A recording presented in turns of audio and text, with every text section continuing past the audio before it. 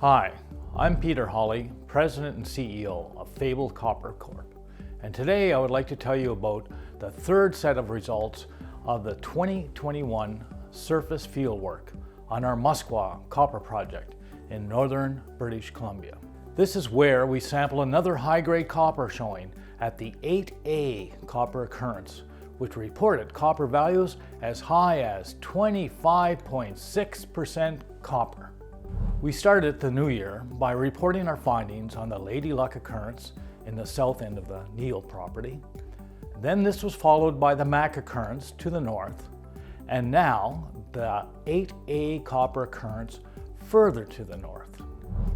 As seen with respect to Lady Luck and the Mac occurrences, the 8A occurrence also continues to display high-grade copper values. The 9 samples were collected, once again by the old-fashioned, boots-on-the-ground, high-altitude sampling of the vein structure over a vertical distance of 1,003 meters, starting at an altitude of 1,900 meters. Yeah, that's approximately 1.9 kilometers vertically above sea level. Of the 9 samples collected, 5 reported less than 1% copper, and this was expected. 4 reported greater than 1% copper, 3 greater than 10% copper, and 1 greater than 20% copper. Now remember, 1% copper per ton is equal to 22.2 pounds. To better explain this, what 22.2 pounds looks like, or 1% copper, this pure copper ingot weighs a kilo, which is 2.2 pounds. So to get 22.2 pounds, or 1% copper, you would need 10 ingots like this. Float sample D723394, taken at the lowest altitude, which was 1,900 meters, and this sample was composed of white quartz with carbonate, moderate to abundant siltstone fragments, and moderate malachite staining with 1.2% copper. For reference, that would be 12 of these ingots in 1.2% copper. Grab sample D-723395 was taken at the same altitude and was composed of the wall rock of the mineralization, which was a weakly sheared and fractured siltstone with minor quartz veinlets and stringers with less than 1% disseminated chalcopyrite throughout.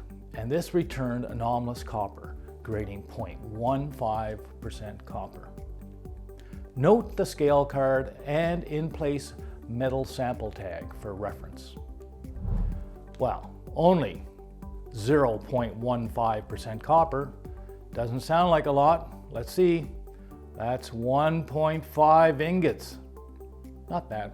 Another grab sample, D723396, taken at the same altitude, but composed of the contact mineralization where 60% of the sample contained quartz with iron carbonate containing minor dissolution cavities, limonite patches with less than 1% disseminated chalcopyrite and malachite staining, while the other 40% of the sample was composed of the siltstone wall rock containing minor malachite copper alteration, and this sample assayed 1.36% copper.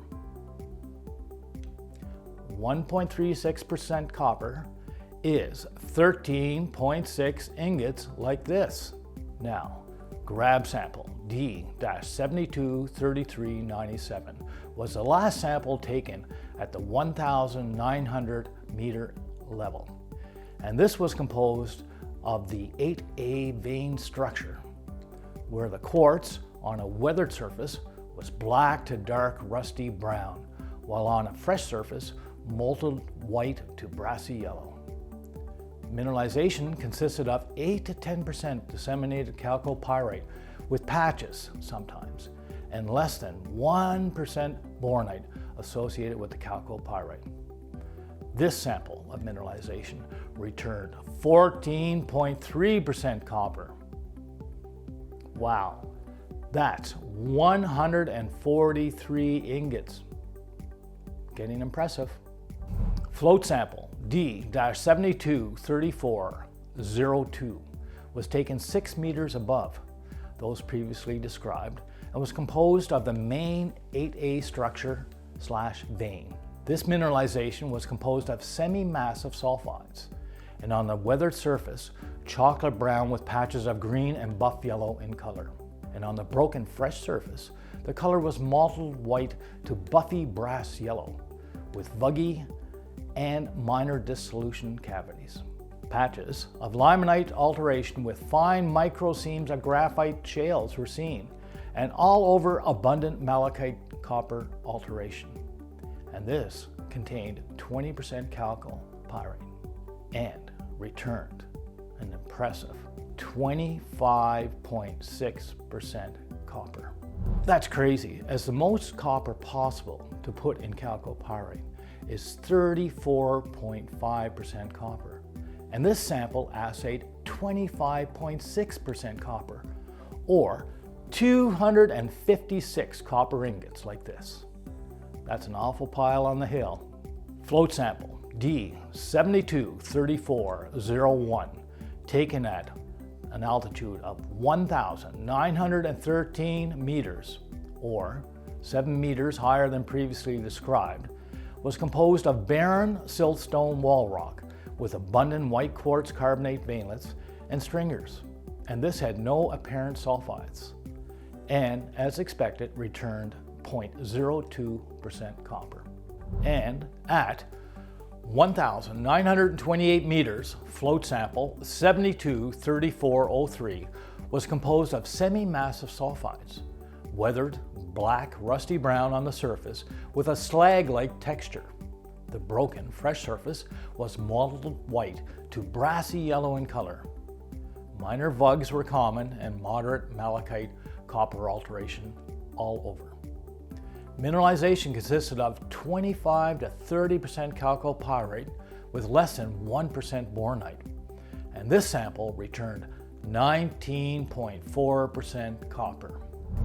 Well, that's another 194 ingots on the hill. Float sample D-723399 was taken at 2,001 meters, 73 meters higher than sample number 403 described above or previously. This sample of barren siltstone breccia contained a quartz carbonate matrix renealing the siltstone fragments.